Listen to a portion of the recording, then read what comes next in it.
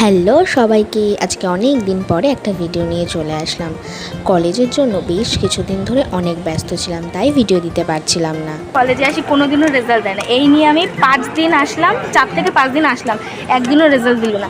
যেদিন আসি সেদিন বলে 12টার পরে আসো, 12টার পরে আসলে আর দেয় না। একদিন বলে সোমবারে আসো, একদিন বলে মঙ্গলবারে আসো। রেজাল্ট তো আমাদের, তাহলে আমাদের রেজাল্ট দেবে, তাতে ওদের এত কেন সমস্যা? সেই তো বসেই থাকে, দিয়ে দিতে পারে। রোজ রোজ এত নাটক করার কী আছে? লাস্টে যদি বলি না রেজাল্ট নেবো না, তখন আমাদের দোষ। আর তুই এসে আমাদের বাড়ি থাকিস, তুই সকালে একবার সকালে আসবি, দুপুরে আসবি, বিকেলে রেজাল্ট তো কবে থেকে দেওয়া আছে, তাহলে যেদিনই আসি সেদিন ঘোরানোর কি দরকার?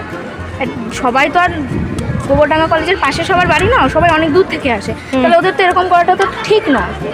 আবার যদি আমরা কিছু বলতে যাই তখন আবার বেশি বেশি হয়ে যাবে, তা ওদেরও তো এগুলো বোঝা দরকার। ওরা তো কি সুন্দর পাখার তলায় দিব্যি বসে রয়েছে, আমরা যে এই এত কাঠফাটা রোদ্রের মধ্যে আসলাম, এসে চাইলাম রেজাল্ট দিল না, তাহলে কেমনটা লাগে?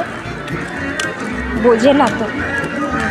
এই বন্ধুটা বেশ অনেক দিন আগে কলেজ ছেড়ে দিয়েছে, আজকে কলেজে একটা দরকার এসেছিল, তাই আমাদের সঙ্গে দেখা করে গেল।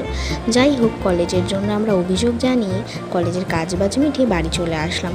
বিকালবেলায় এই স্টুডেন্টের বাড়িতে পড়াতে গিয়ে দেখি স্টুডেন্টের কাছে অনেক রকমের রবার রয়েছে। এই রবারগুলো কিন্তু বেশ সুন্দর এবং কিউট। যাই হোক, আজকের ভিডিওটা কেমন লাগলো সেটা কিন্তু তোমরা জানাতে একদম ভুলো না। আর কলেজের জন্য আমরা যে অভিযোগটা জানলাম, আমার সাথে কারা কারা তোমরা সহমত সেটা কিন্তু জানিও।